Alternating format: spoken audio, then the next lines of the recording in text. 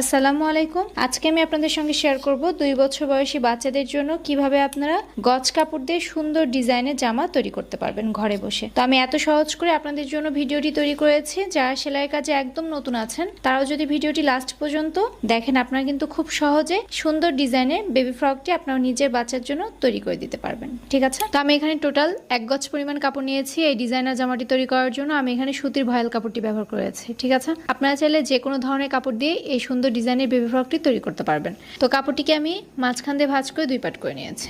এখন আমরা কাপড়টিকে আরো একবার ভাঁজ করে টোটাল 4 পার্ট করে নিব। একসঙ্গে আমাদের 2টি পার্ট বের হবে। তো আমি যে সাইডে আছে সেটি বন্ধ সাইড রয়েছে আর অপর সাইডটি খোলা আছে। তো সেলাই সহকারে উপরে টপ পার্টটির লম্বা নিয়েছি 9 ইঞ্চি পরিমাণ।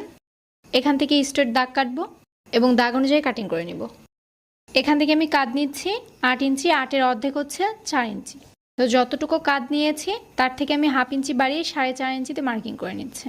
এখান থেকে বডি মাপ নিতে হবে। তো আমাদের এখানে বডি হচ্ছে 24, 24-এর 4 ভাগের 1 ভাগ হচ্ছে 6 ইঞ্চি এবং এখান থেকে আমি প্রায় 1.5 ইঞ্চি নিচ্ছি এক্সট্রা সেলাই করার জন্য। ঠিক আছে, এখানে আপনারা আপনাদের বাচ্চাদের মেজারমেন্ট অনুযায়ী যতটুকু বডি হবে তার 4 ভাগের 1 ভাগ নেবেন এবং তার সঙ্গে আরও 1 থেকে 1.5 ইঞ্চি এক্সট্রা নেওয়ার জন্য চেষ্টা করবেন। এভাবে আমরা আর্মহোলের শেপ দিয়ে দিব এবং এখান থেকে আমাদের কোমরের মাপটি নিতে হবে। তো আমাদের এখানে কোমর হচ্ছে 22, 22-এর 4 ভাগের 1 ভাগ হচ্ছে 5.5 ইঞ্চি পরিমাণ এবং আরও 1.5 ইঞ্চি নিচ্ছে এক্সট্রা সেলাই করার জন্য।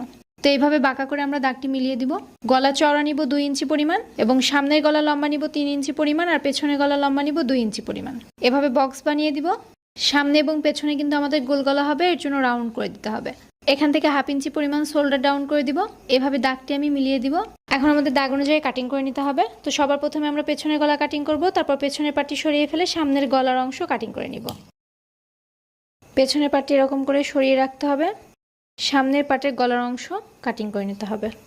তো সামনের পাটে আমাদের বাটন হবে, এর জন্য মাঝখান দিয়ে আমরা কাটিং করে আলাদা করে নিব। তো বাদবাকি যে কাপড়টুকু ছিল সেই কাপড়টুকু আমি মাঝখান দিয়ে ভাঁজ করে 2 পার্ট করে নিয়েছি। এখন আমরা কুচির কাপড়টি কাটিং করব নিচে ঘেরের অংশের জন্য। তো লম্বা নিচ্ছি আমি এখানে কুচির কাপড়টির সেলাই সহকারে 10 ইঞ্চি পরিমাণ।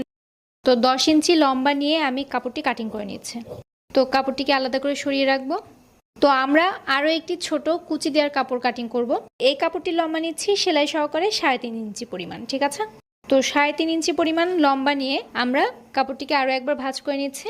তো কাপড়টিকে ভাঁজ করার পর এরকম 2টি কুচি কাপড় আমাদের কাটিং করতে হবে।